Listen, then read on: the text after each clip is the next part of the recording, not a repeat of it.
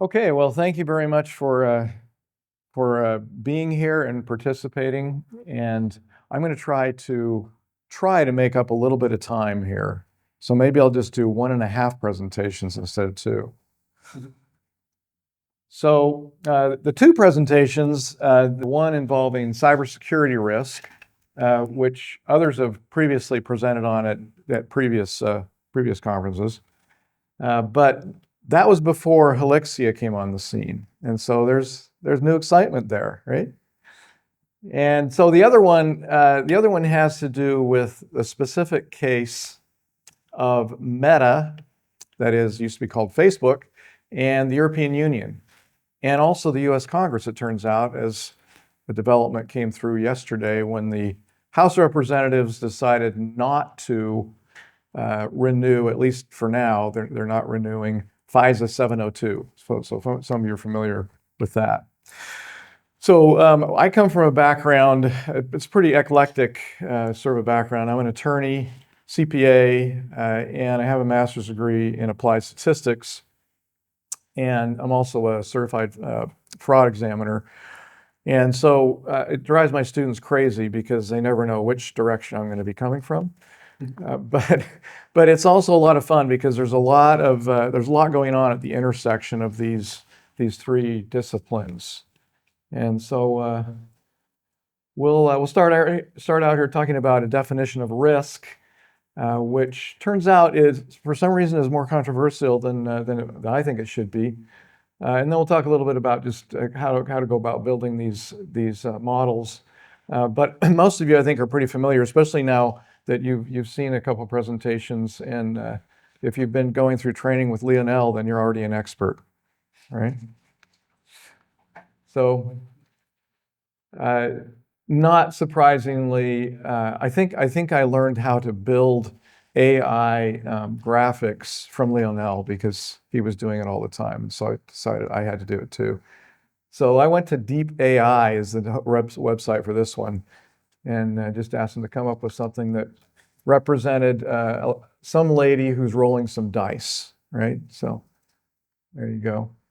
So some of you may be familiar with this book by Peter Bernstein, Against the Gods. And he said, without numbers, there are no odds or probabilities. Without odds and probabilities, the only way to deal with risk is to appeal to the gods and the fates. And without numbers, risk is wholly a matter of gut.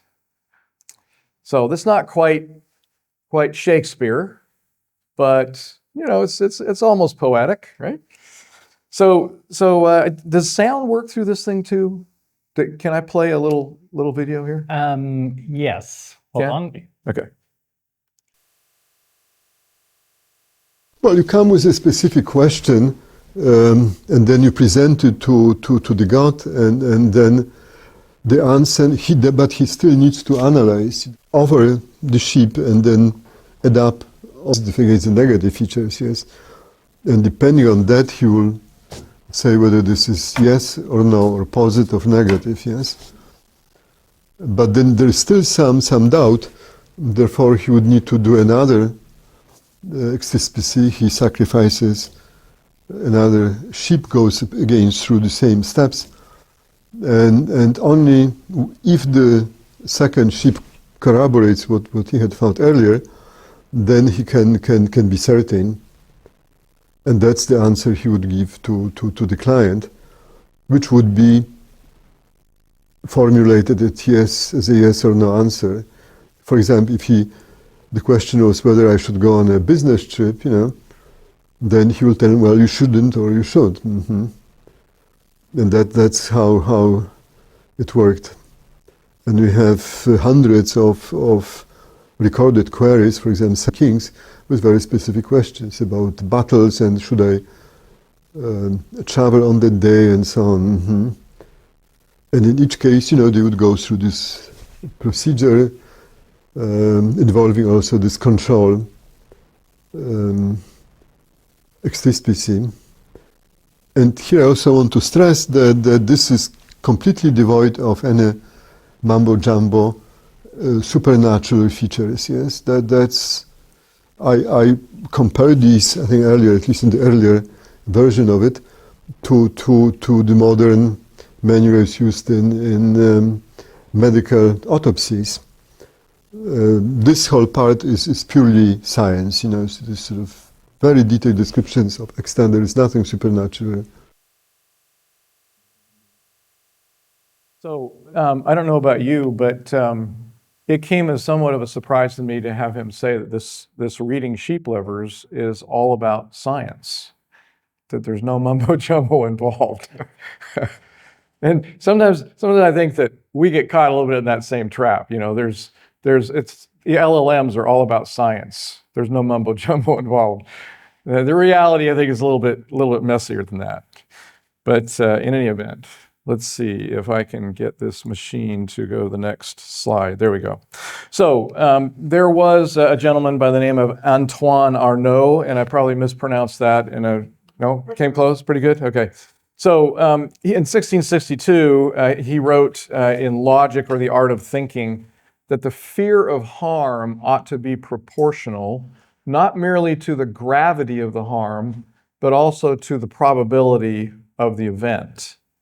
So here at this early date, you can see in the what we could call the risk management literature, there is this theme emerging of when we talk about risk, we need to talk about the probability of the thing happening and the impact, and put those two together.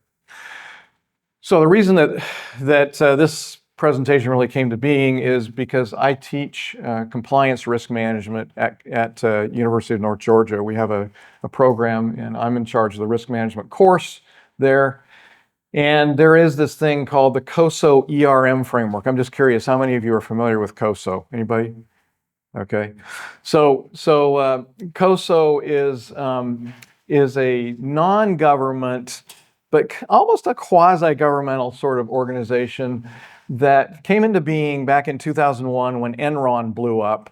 And then the Congress got involved in trying to, legislate, and they created this whole set of compliance standards to try to manage corporate risk or business risk. And so this whole industry of compliance and compliance risk came to being. So in the COSO standards, there's this enterprise risk management framework.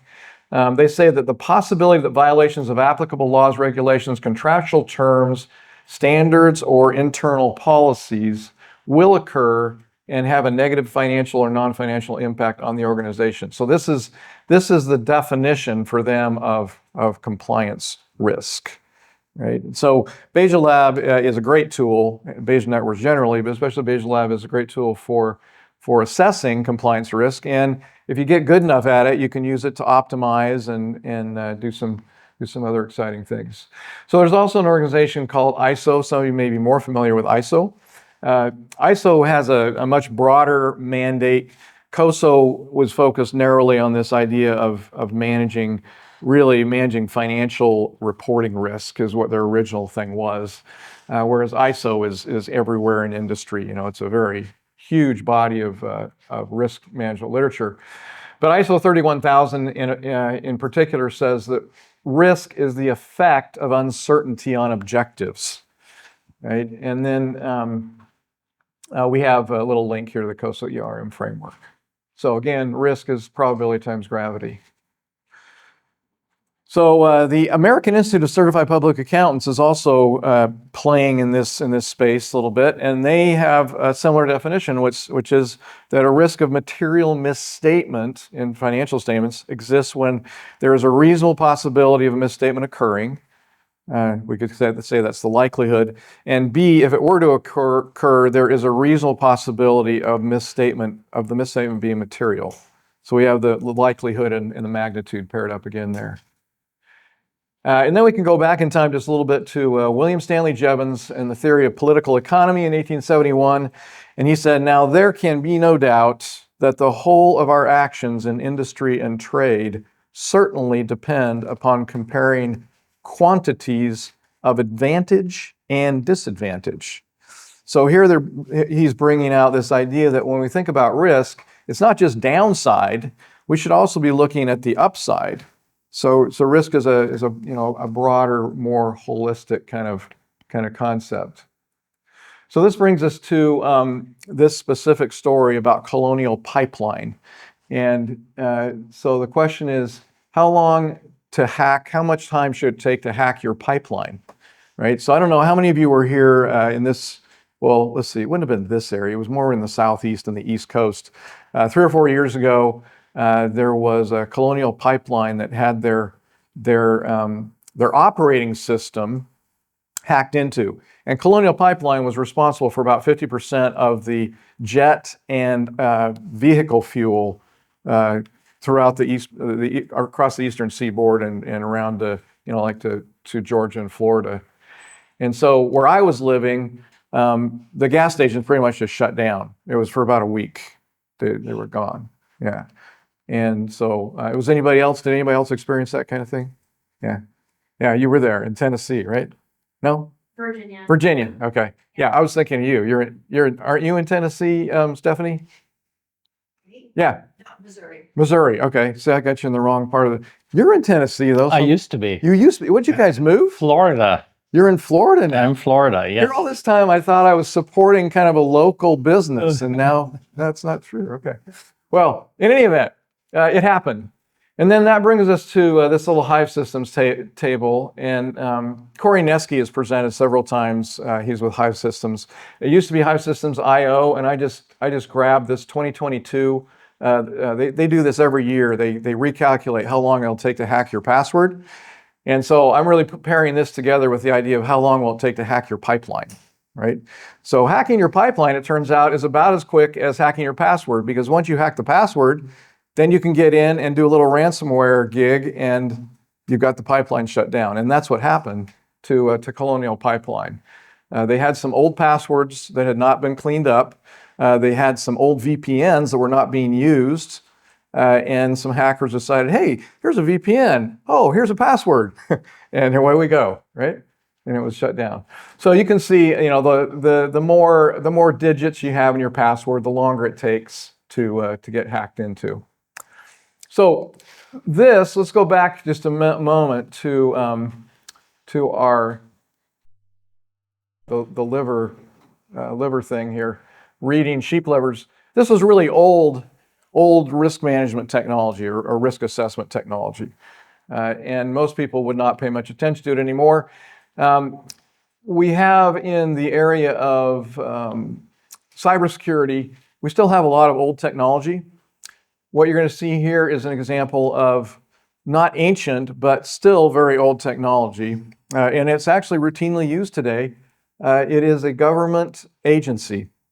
Apologies to anybody from the government agencies who might be here.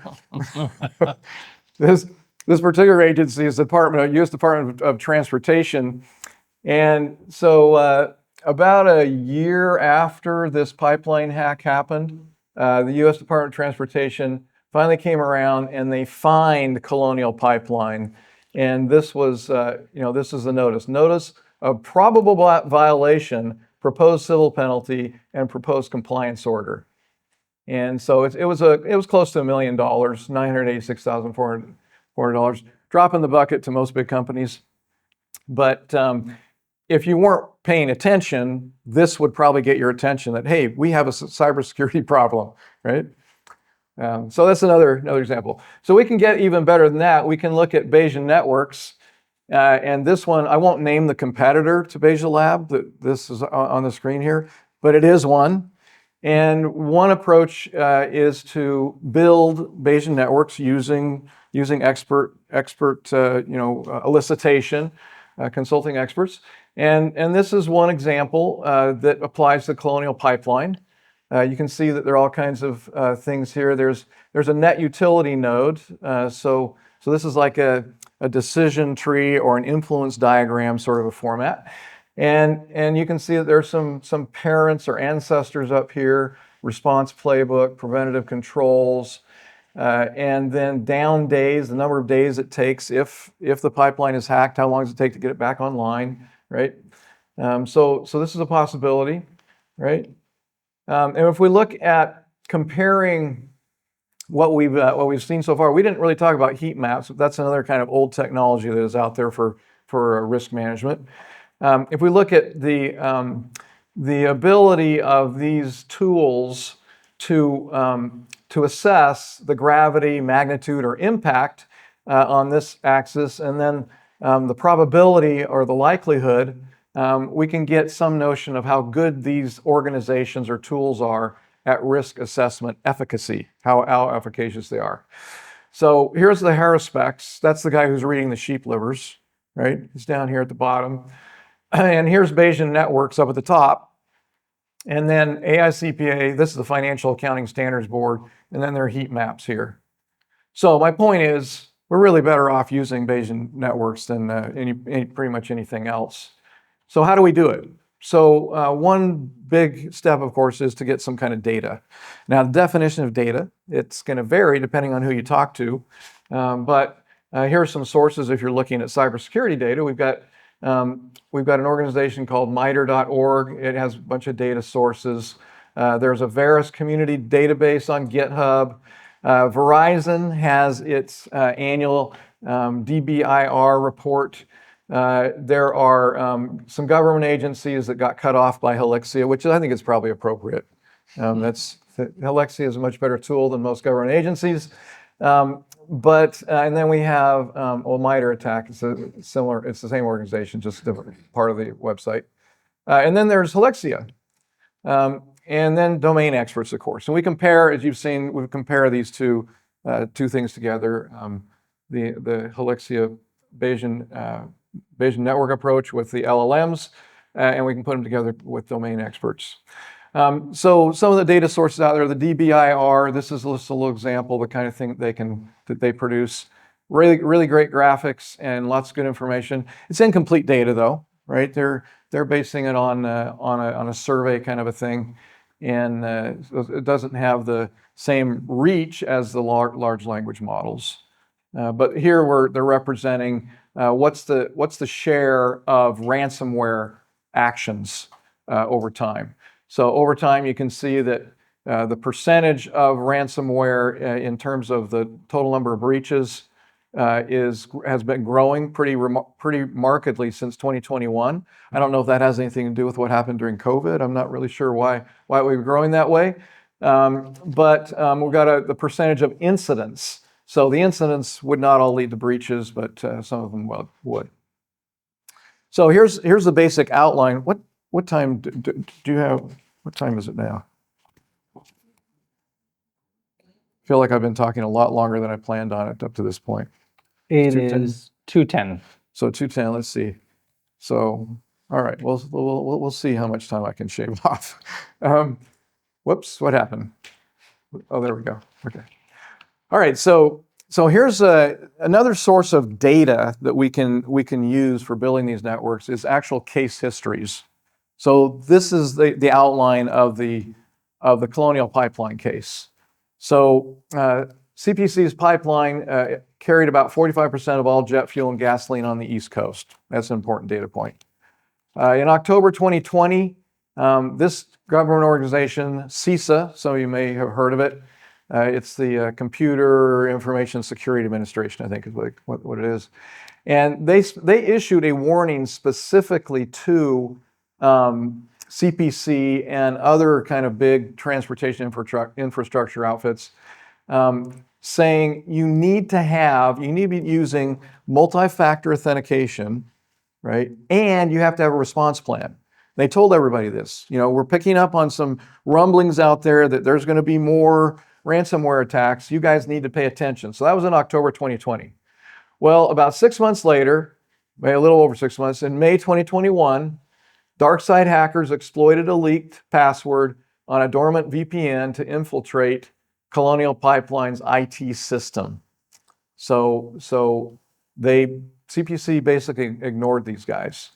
And so with no response plan or playbook, CPC shut down their entire pipeline operation to sort things out. And that lasted until about May 12th. So about 5 days of just no action. And by May 18th, that's 11 days later, there were still 10,600 gas stations in the Southeast and on the East Coast with no gasoline. So pretty big impact, right? So when the government started investigating, they found that in Colonial's crisis response management plan, so-called, there was actually this statement. This is the actual wording from their plan. Due to the complexity of CPC's operations system and rarity of such events, CPC does not have a specific internal communication plan for manual operation and will not operate a liner system manually without prior implementation of an internal communication plan. So that was their plan. So what is that? What kind of a plan is that? So we're just, if it happens to us, and it's not going to happen because it's so rare, right? If it happens to us, we're not going to do anything. We're literally going to shut down the whole operation. That's quite a crisis response. So, what would Antoine Arnaud say about that kind of plan? What was their big mistake in their little plan here? They're saying, because of the rarity of events, we're going to ignore it. So there are two pieces of this risk management business. Which piece did they ignore? The gravity, right? Because the entire East Coast of the United States went without gasoline for about 11 days. And they're thinking, oh, it's no big deal. If it happens, we'll figure something out, right? So that's the big error. So we can use some. They might have used a Bayesian network model if they'd been thinking of it, or if they'd been to the Bayesian Lab conference or come and take the courses. They could have been better prepared, right? So first thing we got to do in building models is identify the nodes, right? So we want to know what are the pieces of this model. And as we talked about earlier, domain experts is one way to do it. We can look for historical data, to try to machine learn what those things are. Maybe we can do a little combination of both. And then now comes along this whole idea of LLMs and Helixia. And so what I did to build this little model, and I've got newer up here because this is like the newest kind of technology. You can put this together with experts and get a lot more done a lot more quickly. I used this prompt. So this is just the abstract for my presentation here. So I used this prompt, put it into Helixia, and generated, used the dimension generator to find these dimensions. And I told it to keep it really simple.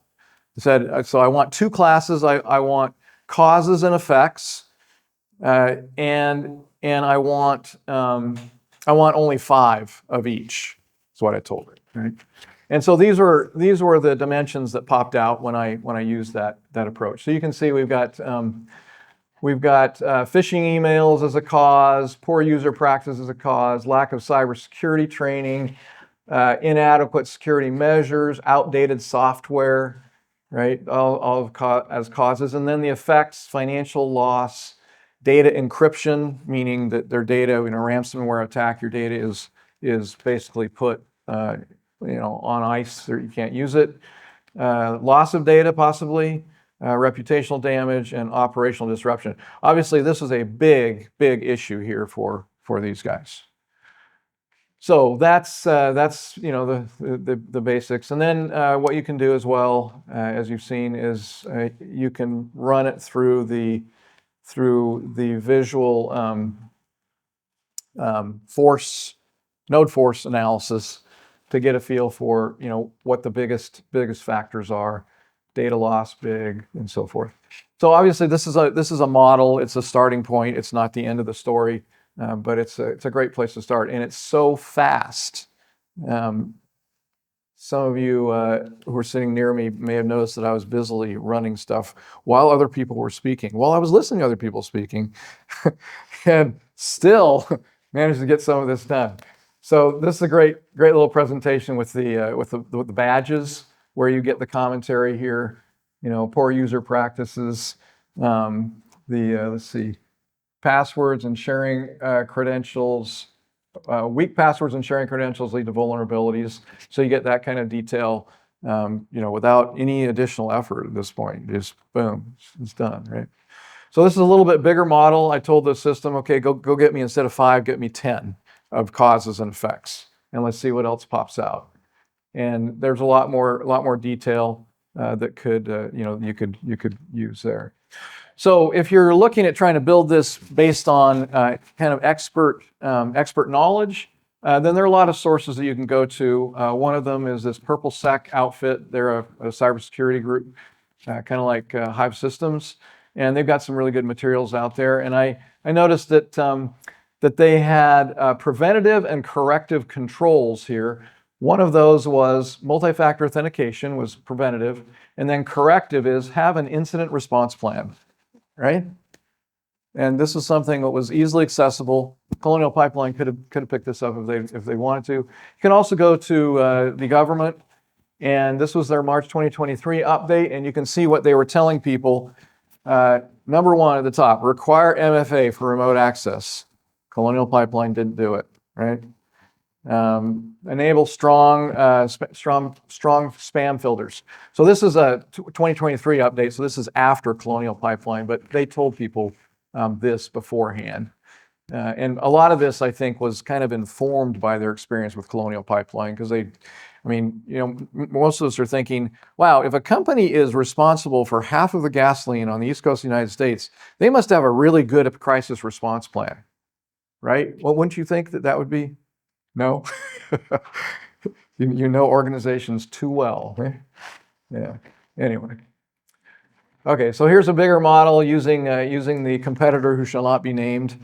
And this competitor provides this little facility for generating a sensitivity analysis to determine which variables, and this is similar to Node Force, I guess. I'm not sure, probably, yeah, tornado graph, to see which of the variables is most impactful on whatever your target variable is, right?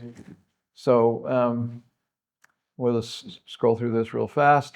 So that was my first presentation. I'll wait for questions until the end of the second presentation. How about that?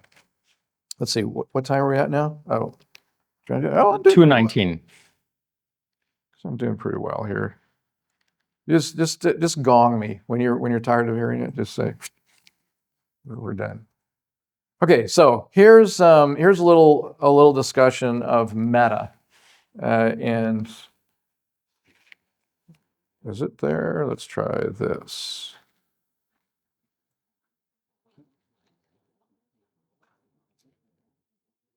There we go. Okay, so this is a little conversation about Meta's response to the Irish Data Protection Commission. So what did the Irish Data Protection Commission, what did they do? Well, let's go back in time just a little bit. There is a guy, this is a picture of him right here. Does anybody recognize this gentleman? No? Well, his name appears up here. His name is Max Schrems. And in the privacy arena, he might be the leading celebrity on the world stage today. Because in 2013, he was looking at what Facebook and some of the other big internet, social media kind of companies were doing with their data. And he said, you know what? These guys are violating the GDPR, that is the General Data Protection Regulation of the European Union, by sharing the data, the private data, user data of European Union persons. So people who lived, work in the European Union. Actually, I think the European Union citizens may be that expansive. I'm not sure. If you're in the United States, are you covered by the GDPR while you're sitting here? Are you covered by the GDPR when you're sitting here in the United States? I don't know either, but it's an interesting question. But it's supposed to apply to European persons. Anyway, GDPR says you can't share data to the company, okay? To Facebook was in 2013, their name. Facebook, you cannot share the data that belongs to these European persons with any government that does not have a data protection regime that is basically the equivalent of the GDPR. Well, guess which government just ran roughshod over anything having to do with data protection and privacy? The United States of America. Why would the United States of America, the land of the free, why would they be doing this? Why would they do this? Well, it doesn't take a lot of analysis to look back to September 11th, 2001. And on that date, much of this whole idea of land of the free just kind of came all crashing down because there was this huge threat. And, buildings fell down in New York, and then there were wars. And so Congress said, okay, we're going to create this little loophole in data privacy law. We're going to call it FISA 702. Okay, so that's an important little piece of legislation. And FISA 702 says, from now on, if the FBI or the NSA wants to take a peek at your laptop or your cell phone or the data that belongs to you from Facebook, they do not have to go to a court and get a warrant. They don't have to explain themselves. Like, I want to get the data off Lionel's laptop because I think that he's getting ready to drop a bomb, right? They don't need to do that. Under the Fourth Amendment to the U.S. Constitution, police organizations are required to do that. If they want to surveil you or break into your home or break into your private space, they're supposed to go to a court and get approval for that in advance. And FISA 702 said, not anymore. If there is if the national security gods decide that you might be a threat or somebody that you're communicating with might be a threat, then they don't need to go to a court. Or if they do go to a court, then it's a special court called a FISA court that is secret and nobody can tell what's going on there. And it's not as open as we might like. So anyway, Schrems. This guy, he's Max Schrems is an Austrian attorney. And in 2013, he said, okay, I'm going to sue Facebook and some of these other social media outlets under the GDPR in Ireland. Well, it wasn't just Ireland, I think, but eventually it ended up in Ireland. And so for 10 years, Schrems pursued this objective. And along the way, he created this organization called NOYB. NOYB. So none of your business is what that stands for. Okay, so it's an organization, and their mission is this: we enforce your right to privacy. And so that was 2013. He filed his original lawsuit.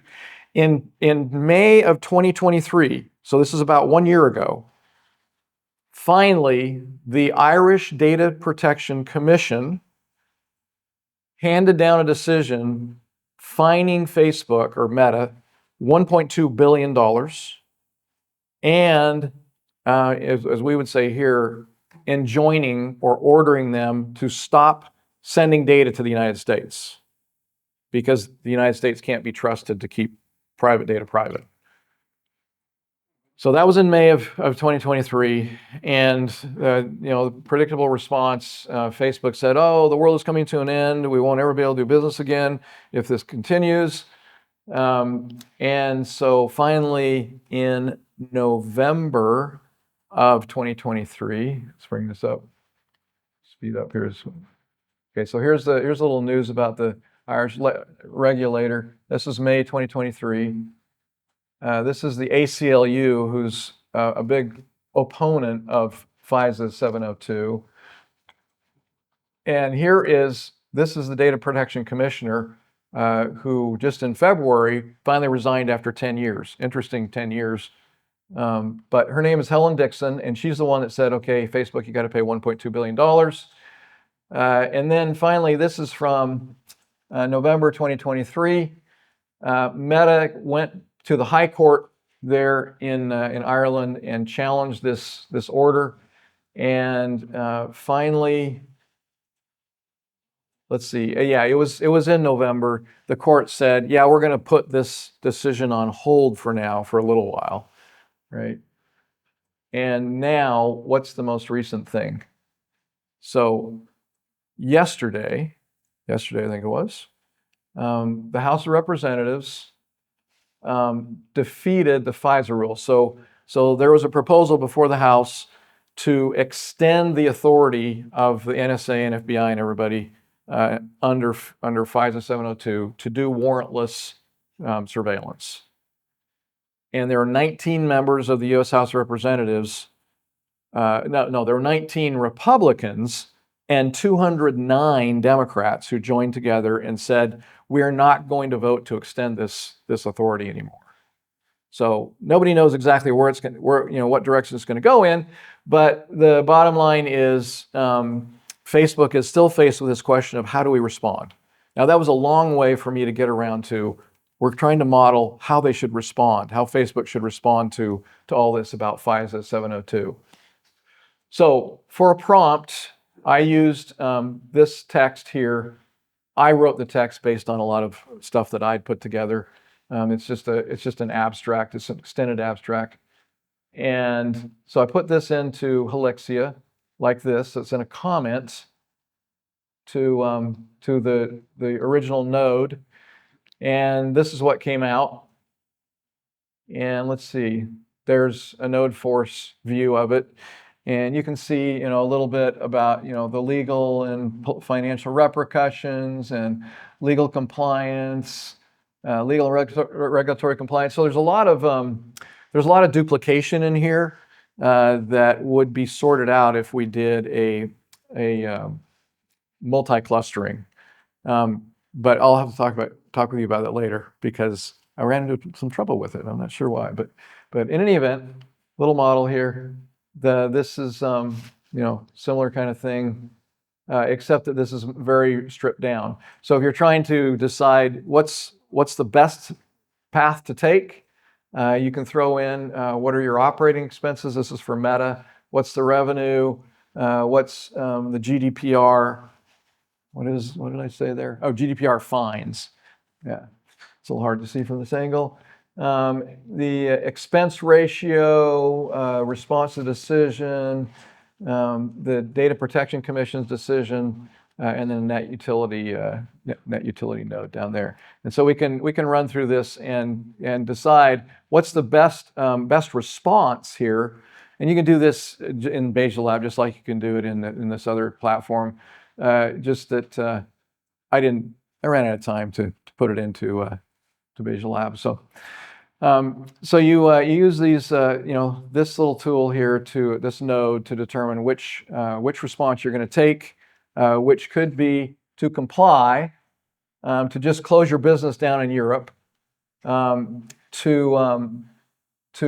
violate the order, or it could be just no change, and that could be a circumstance where maybe a higher court says the Irish commissioner made a mistake and they overturned that decision. So, in any event, that's where it stands right now. I don't have an elegant set of numbers like was it Mark? Who came right before me? Martin. Oh, Martin. Martin. I wanted to call him Martin. Yeah, Martin had all the numbers and results and so forth. This is still at a pretty formative level. Just exploring the idea. So thank you very much for listening. If you have any questions, I'm happy to go on.